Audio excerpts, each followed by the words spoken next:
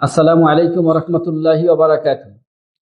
আজ শোনাবো সূরা কুরাইশ এর শানে নজুল।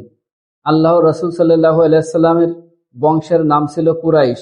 এই কুরাইশ গোত্রের কাবাঘর দেখাশোনা করত, তাই আরব অঞ্চলে তাদের প্রভাব ছিল অনেক বেশি। আব্রাহার ৬০,০০০ সৈন্য নিয়ে এসে আল্লাহর ঘর ধ্বংস করতে পারেননি।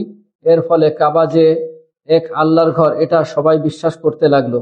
সেই সাথে সাথে কুরাইশ আরবদের মনে আরো বেশি করে জায়গা নিয়ে নিল। এছাড়া এই সময় ব্যবসা বাণিজ্য তারা ছিল সবচেয়ে এগিয়ে মক্কা জুড়ে, আর কোনো গোত্র তাদের মতো ধনী ছিল না। শীত গ্রীষ্ম সবসময় সব ঋতুতেই তাদের ব্যবসা ছিল জমজমাট। তখন পথে পথে ডাকাতি হলেও কুরাইশদের কাফেলায় হাত দেবার সাহস কারোর ছিল না।